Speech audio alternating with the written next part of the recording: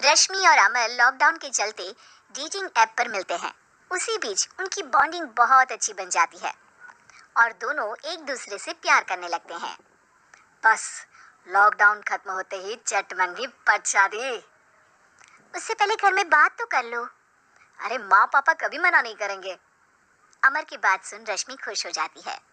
ऐसे ही दिन बीतते हैं और देखते ही देखते लॉकडाउन खुल जाता है, जिसके अगले ही दिन अमर अपने परिवार के साथ रिश्ता लेकर रश्मि के घर पहुंच जाता है। कुछ दिन बाद दोनों की शादी हो जाती है और रश्मि अपने ससुराल पहुंच जाती है। बेटा, शादी तो तूने अपनी मर्जी से कर ली, लेकिन बहू को बोल देना इस घर में हुक्म मेरा ही चलेगा, इसलिए अपना राज जमाने की कोशिश भी ना करे। माँ, रश्मि को यहाँ सिर्फ प्यार, आशीर्वाद और अपनापन चाहिए, पैसा या राज नहीं। बेटी की बात पर सास मुंह बनाए वहां से चली जाती है और अब वो हर रोज रश्मि को परेशान करना और ताने देना शुरू कर देती है। देखो, ये है आजकल की लड़की। इंटरनेट पर लड़कों से बातें करते हुए इन्हें शर्म भी नहीं आती, और यहाँ तो देखो कितनी सीधी सुशील बनकर दिखा रही है। मम्मी, शादी के रिश्ते वाले इंटरनेट ऐप से जब किसी को कोई दिक्कत नहीं है, फिर डेटिंग ऐप के जरिए मिलना किस तरह गलत हो सकता है? माँ, मुझे तो समझ नहीं आ रहा क्या बोले जा रही हो। डेटिंग ऐप इस्तेमाल करना कोई अपराध नहीं है, और तुम रश्मि को ऐसा कैसे बोल सकती हो? मैं भी तो था उस ऐप पर। पहले उसके लिए माँ से झूठ बोला और अब लड़ाई कर रहा है। सास और अमर की बात सुनकर रश्मि हैरान खड़ी रहती है। अमर, तुमने घर में झूठ क्यों बोला? ये सब देख रही हो ना, इसी की वजह से झूठ बोलना पड़ा। सब एकदम चुप, जो हुआ सो हुआ, अब मुझे कुछ ना सुनाई दे। पति की बात सुन सास चुप होकर वहां से चली जाती है, लेकिन अब वो रश्मि के सिर दुनिया भर के सारे काम डालकर उसका जीना पहले से भी ज्यादा मुश्किल कर देती है। मम्मी, मैं आपका गुस्सा समझ सकती हूँ, आपको जो करना है कर लीजिए, मैं कभी कुछ नहीं बोलूंगी। उम्मीद है किसी दिन तो आपका गुस्सा शांत होगा और नफरत प्यार में बदलेगी।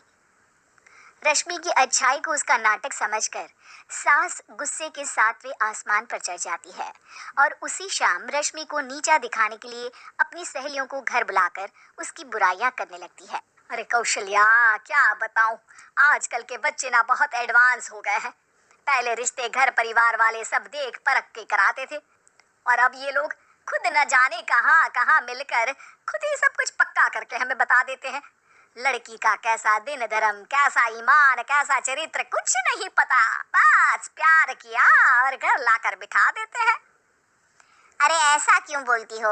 आजकल बच्चे अपने आप में बहुत समझदार हो गए हैं, और फिर पूरी जिंदगी तो उन दोनों को ही साथ निभानी है। अपनी पसंद से शादी कर भी ले तो क्या दिक्कत? तू ही देख ले, पहले इतना अच्छा बेटा और अब सोने पर सुहागे जैसी सर्वगुण संपन्न बहू। अरे इसमें इतना खुश होकर क्या बता रही हो? ये तो गलत है। न जाने कौन क्या है, कितना झूठ कितना सच है। अरे पर सोचो, जब तुम किसी के बताए रिश्ते को देखने जाते हो तो क्या एक ही बार देखने से सच झूठ का पता लगा सकती हो? जरूरी नहीं कि बच्चों का लिया फैसला हमेशा गलत हो। अरे बहुत बार हमसे भी तो गलत फैसले होते हैं ना। अच्छे बुरे लोग तो हर जगह मिल सकते हैं, फिर इसमें सिर्फ बच्चे ही गलत कैसे? सहेलियों की बात सुन सास सोच में पड़ जाती है और इसी तरह कुछ दिन बीत जाते हैं, जिसमें ना तो वो रश्मि को परेशान करती है और ना ही कोई ताना सुनाती है, जिसे देख रश्मि परेशान हो जाती है। मम्मी, आपकी तबीयत तो ठीक है ना? कुछ दिनों से देख रही हूँ आप मुझे कुछ बोलती ही नहीं। तो मेरा परेशान करना ज्यादा अच्छा लगता है क्या? नहीं, आपकी शांति उससे ज्यादा परेशान कर रही है। शांति इसलिए है क्योंकि मुझे एहसास हो गया है कि गलत तुम लोग नहीं, मेरी सोच है।